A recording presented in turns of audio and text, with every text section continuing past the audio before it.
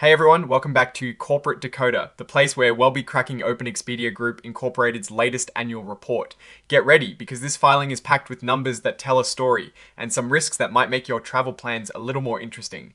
Before we dive in, if you love getting the real scoop behind company reports, make sure you are subscribed and hit that notification bell. And hey, we've got a thriving community on Discord to share your thoughts and get more exclusive insights. So join us there, link in the description. Let's get right into it. Expedia Group, a giant in the travel world, has just dropped its 10K report for the year ending the 31st of December 2025.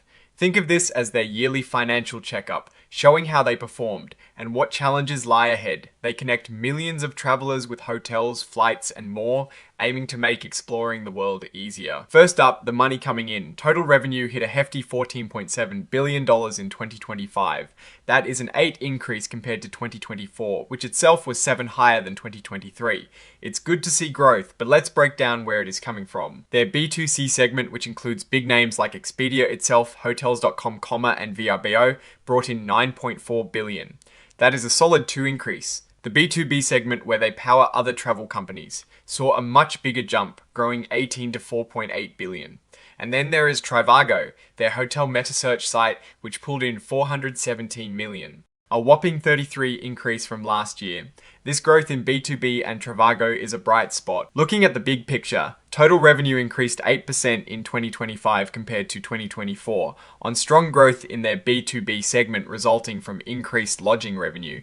This really tells us where the company is finding its momentum. Now, what did it cost to make that money? Total cost of revenue was about $1.4 billion. What is interesting here is that while revenue grew, costs stayed pretty much the same, even decreasing as a percentage of revenue. This means they are becoming more efficient, which is classic Warren Buffett, thinking look for companies that can grow without costs ballooning proportionally. Marketing is a big one for travel companies. Direct selling and marketing costs were $7.3 billion. That is nearly half of their total revenue. While it went up 7% from 2024, it stayed about the same as a percentage of revenue. They are spending a lot to get you to book, but they seem to be doing it at a pretty consistent rate. A lot of this spending is on traffic generation, like those search engine ads you see. Technology and content, which includes all the behind the scenes work to keep their websites and apps running, actually went down slightly to $1.2 billion.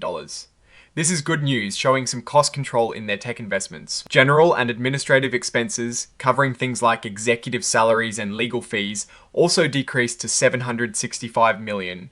This is also a positive sign of efficiency. So with all that, what is the bottom line operating income, which is their profit from core business operations, jumped a massive 42% to $1.8 billion.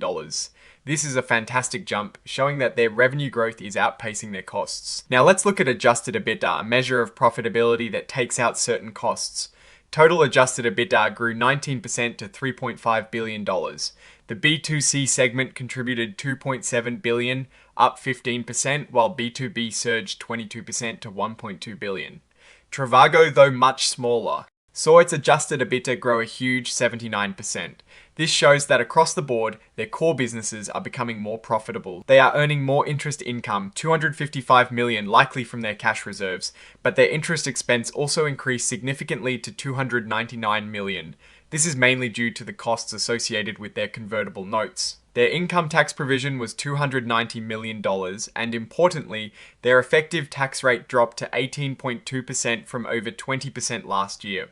This lower tax rate is a tailwind for their net income. And finally, the big one, net income attributable to Expedia Group shareholders. It came in at $1.29 billion. That is up from $1.23 billion last year, showing steady profitability growth. Looking at their financial health, their cash position is strong. They ended 2025 with nearly $7 billion in cash equivalents, and restricted cash. That is up from $5.5 billion the year before. Operating activities provided a healthy $3.8 billion in cash, a significant increase from $3 billion in 2024. This strong cash generation from their business is a very good sign for financial flexibility. Financing activities used up about $2.1 billion, mostly due to buying back shares and paying dividends. This shows they are returning value to shareholders, which is often a sign of a mature, confident company. For instance, they repurchased 8.9 million shares in 2025. They also issued $1 billion in new debt, the 5.4% senior notes due 2035, while also redeeming their older 6.25% notes early. This suggests they are refinancing at potentially better rates. Now, what about the risks? Because no company is without them. This is a perennial risk for Expedia. They face fierce competition from giants like Booking.com, Airbnb, and Google. The report specifically mentions the rise of AI agents, which could drastically change how people book travel, and Expedia acknowledges they might lose market share if they don't keep up. This is a real and present danger to their business model. This is a big weather vane for any travel company. They list things like economic downturns, geopolitical instability, and public health crises as potential disruptors. The report specifically mentions the negative impacts from the COVID-19 pandemic, and even recent hurricanes. Any major global event that stops people from traveling can hit them hard. Think of this as their supply chain. If hotels or airlines decide to reduce their deals with Expedia, or if their B2B partners leave, it directly impacts their bottom line. They are constantly negotiating contracts, and there is no guarantee they'll always get favorable terms. This is crucial in today's digital world. They rely heavily on their tech platforms, and a failure here or falling behind in areas like AI could be devastating. They are investing in AI, but the report makes it clear that staying ahead is a constant battle. This is a big one for any online business handling payments. They mention that fraudulent bookings and loyalty point schemes have negatively affected their results. Dealing with chargebacks and sophisticated fraud attempts, especially with new AI tools making fraud easier, is a major challenge. The short-term rental market where VRBO operates is a regulatory minefield. New laws and local ordinances are constantly popping up, limiting rentals or adding compliance burdens. This could directly impact the supply of properties available on their platform. This is a governance point worth noting. Barry Diller, a major figure, has significant voting power through Class B shares. This can influence corporate decisions and potentially discourage takeover bids, which some investors might see as a positive for stability or a negative for potential growth opportunities. So, what is my take on all this? Expedia Group is definitely showing resilience. Their revenue is growing, their profitability, especially in the B2B and Trivago segments, is improving, and they're managing costs more efficiently. They're also returning cash to shareholders through dividends and buybacks, which is encouraging.